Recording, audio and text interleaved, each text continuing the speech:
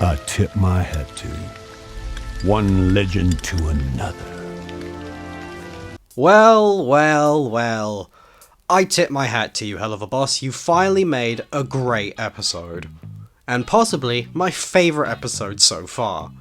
So, episode 6 of season 2 has been released, thank God, because this finally gives the show a much needed boost, with a good episode after all the average ones and just straight up stinkers. Heck, you know this show has been doing so average lately that I didn't even bother to cover the previous episode, which I thought was pretty bad. Now here's the thing, I feel it's fair to say that I'm probably one of, if not the most critical person who reviews this show, to the point you could make an argument that I'm being straight up cruel to it at times, but I am a man who's fair, so if I'm going to talk about where this show goes wrong, it's only fair that I talk about where this show goes right. So, let's talk about that, shall we?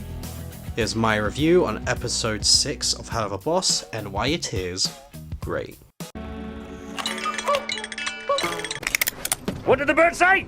Now, before we talk about the good, it's important we first talk about, yes, you know, the bad, because despite this being a good episode, it's not without its flaws. So let's give a quick mention to them, shall we? First, let's start off with the first third.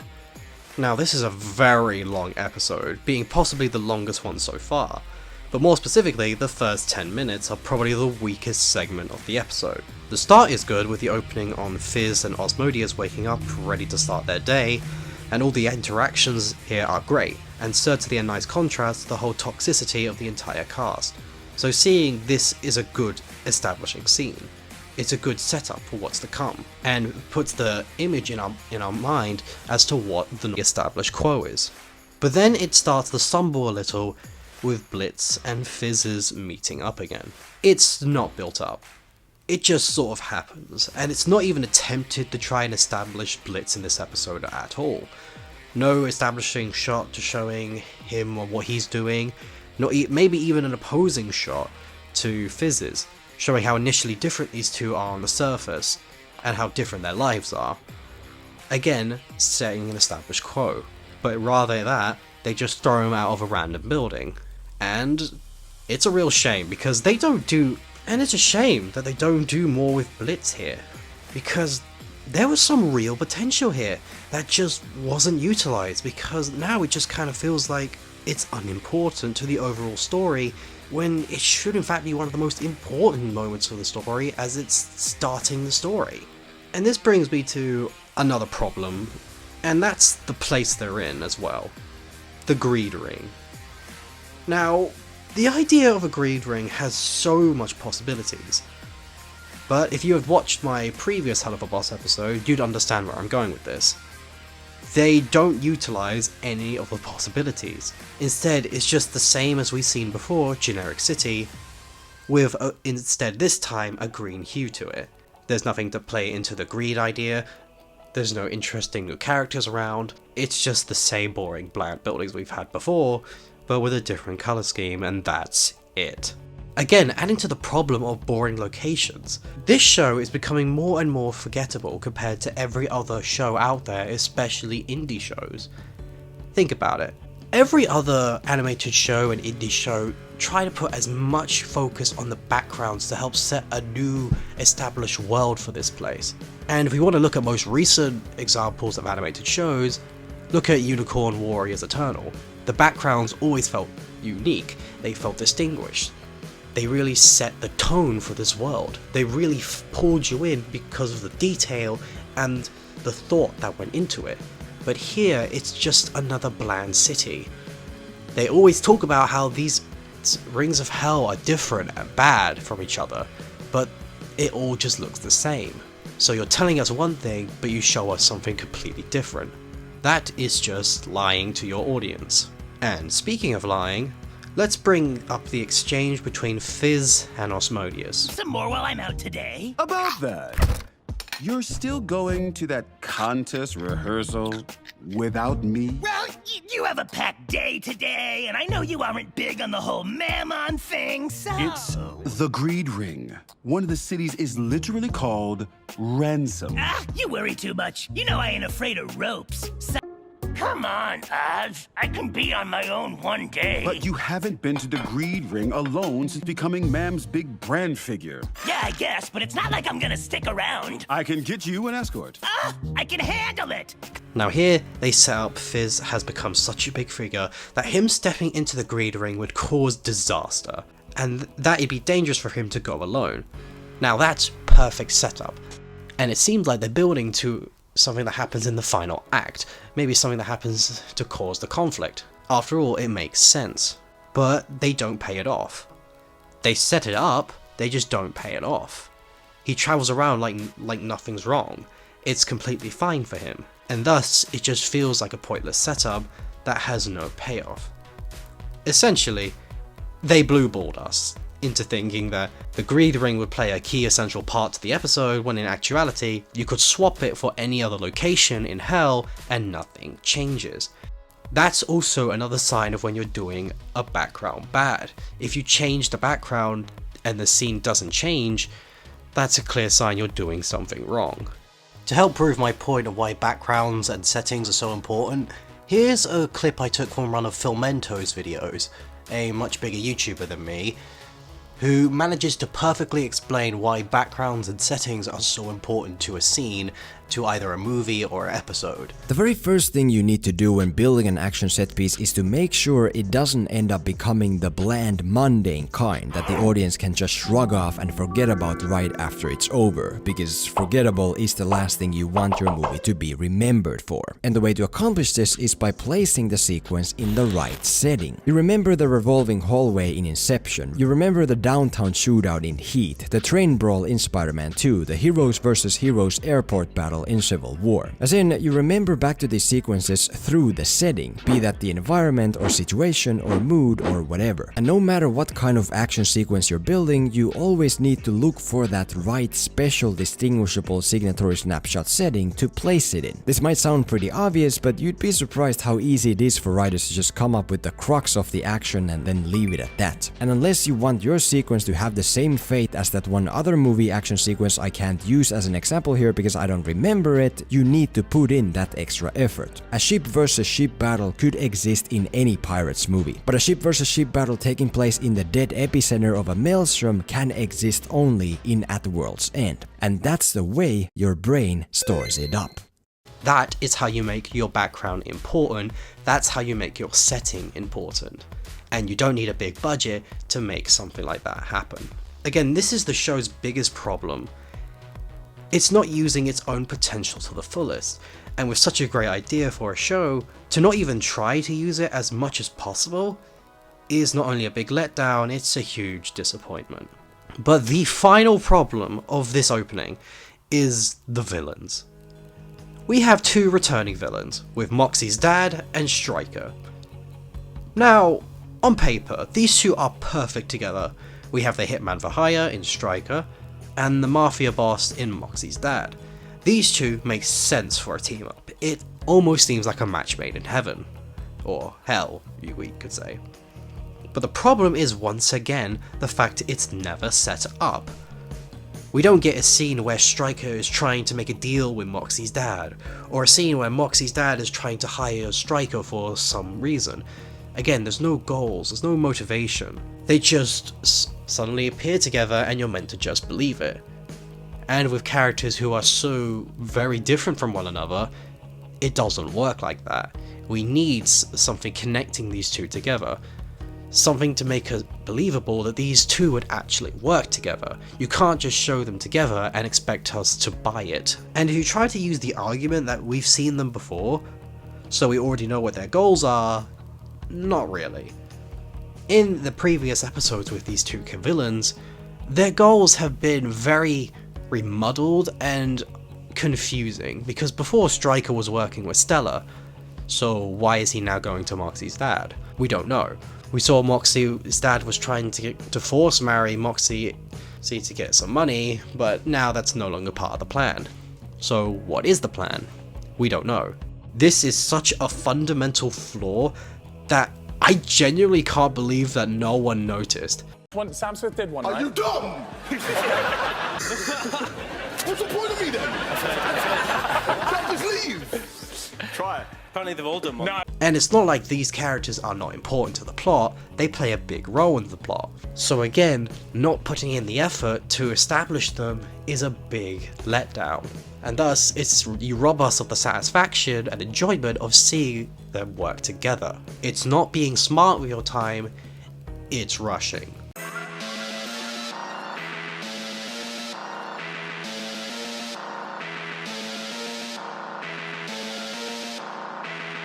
Okay, I know that was a lot to get through, and I know that may make me look like I hate this episode, but on the contrary, I really enjoyed this episode. I just can't help myself and call out genuine mistakes in the show, because these mistakes are very major, and if it continue, it will hurt the show in future.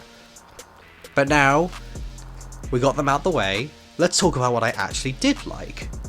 First, and probably the best part of this episode, is Blitz and Fizz's relationship, especially Fizz. This episode finally does something no other episode has done yet, and that's flesh out a villain.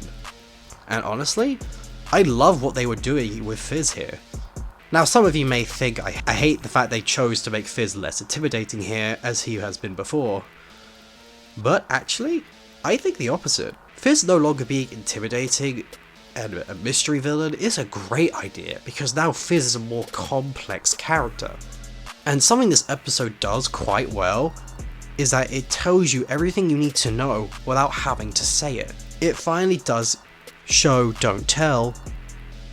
We see the type of person Fizz is, just from the way he moves, the way he talks to others and interacts with the world, all the way down to his mannerisms. Even in the first scene with him, we can see what type of character he is and what he's looking to do. It's a masterful use of the visuals to convey the emotion and depth of a character of his nature, and it's just utterly enjoyable.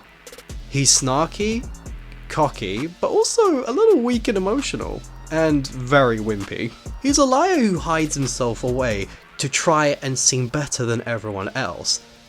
That is great fundamentals for a character here. But they also use it to its full potential here, with Fizz's lying being used to distract the villains and get a pretty inventive song out of it. You see what I mean? His personality and mannerisms are just so infectious and keep your attention the entire time he's on screen. We can't get enough of him because we finally see a character who's always been a nuisance to everyone else finally get his comeuppance. And it's entirely entertaining from start to end. But not only is he entertaining, he's also got depth to him. As we see in his flashbacks, and when he and Blitz are talking to each other, we can just feel their history, even without the flashbacks, just the way they talk to each other. You can just feel that emotion and that connection there, and you can just feel the distrust. But speaking of Blitz, let's talk about him, shall we? Blitz is also pretty great in this episode. Sure, he may not have had a good opening, but he certainly had a great ending. Blitz compared to Fizz is much more of a competent killer and fighter. He's much more of a genius who relies on his own skill and hard work to get where he needs to be, and utterly hates the idea of being loved.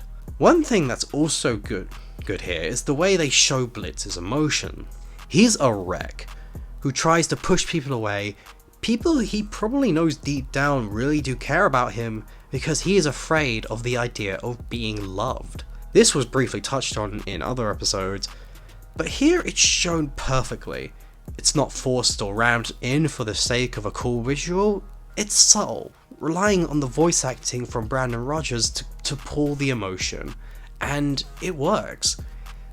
In this scene, we are seeing Blitz hold resentment for Stolas, but what we're hearing is something different. The way he delivers his lines, the way he looks, you can feel the pain in his voice. You could tell that despite him saying all those nasty things, it's all a lie. He's lying to not only Fizz and the audience, but to himself. Trying to disassociate himself from anyone who might love him, because the idea of being loved terrifies him. He fears that if he's loved, that love will betray him and leave him, only using him for when it best suits the other person. That's what he's trying to tell himself. But we as an audience knows that it's not true because of what we've seen before. Again, this is great character building. It adds to the drama because it's been built up and it makes sense seeing it here even if it's subtle. It tells us so much about his character and how he views the world without telling us anything. Again, they finally using the show don't tell rule. Now, I know what you're probably thinking. These two are very different characters, but in actuality, they have more in common than they realize. And again, I love the way they show that in this episode, because the characters don't actually say it, but rather we see it and feel it. They both have feelings for powerful figures. They both lost a part of themselves in the fire. They both put up fronts to make themselves look better in front of others than they actually are. They both hated each other over something that could have easily been resolved if they just talked to each other. And again, it's not said to us, but it's shown to us. It's cleverly placed, it's cleverly built, and it's a satisfying payoff, as we see them slowly coming together closer and closer again, repairing that relationship that was damaged so many years ago. And this leads to the best part of the episode. The ending. Oh my god, the ending. Because we finally get resolve. This show has constantly been setting things up, but never actually delivering on it. They make promises, but they don't deliver on those promises, and they forget they made those promises in the next episode and create entirely new ones. But this ending finally gives us a payoff, and a damn good one. In short, history ends up repeating itself. Blitz causes an explosion again, injuring Fizz and trapping him again. But now he actually saves him and doesn't run away. But it's not only the events of this episode itself that makes this satisfying, it's also the history we know these two had on all the previous episodes as well, where Fizz tormented Blitz, all the pain and backstabbing Fitz did to Blitz, and despite them having a rivalry the entire episode, Blitz still chooses to save him, risking his own life. And it's with that, we not only get a resolution on Blitz and Fizz's hatred for one another, we also get depth to Blizz, where we finally see him actually save someone who really needed it. He finally redeems himself for his past. And one thing that even makes this even better is the fact they no longer leave us in the dark on these things. Instead of letting audiences having to make up the story as it goes along, they instead lay out the story confidently here. They've built up their hatred, they've resolved their hatred, and they leave open for possibilities in the future. That is great. And seeing Blitz actually trying to repair his mistakes instead of running away, it's not only incredible to watch, but it's also incredibly satisfying.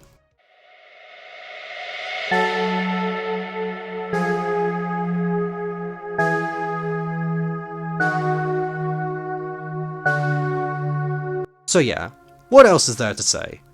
This episode was really quite good, from its animation, to its story, to especially its characters. It was pretty good all around, but it's still yet to reach a level where I can say it's perfect. It still has a lot of amateur problems of which I will go into depth further in the future with my big Helluva boss video soon to come, but that's a story for another day. Overall, with episode 6 of season 2, it's pretty good, but not perfect. It still has a lot of flaws, but it will really come down to whether or not they bother you or not. But for me, it was just good enough. So with that, I give this episode a solid 7 out of 10. Not bad, but still a long way to go. And here's where I want to do something fun with you guys. Would you like to see me rank all the episodes of Helluva Boss in a tier list? I've always wanted to make a video like that, but I want to know if you guys want to see it. Leave it in the comments below, and remember, please don't harass anyone on the show just because you don't like it. you're not helping, and it only makes you look like a tool. And with that, I will see you all next time.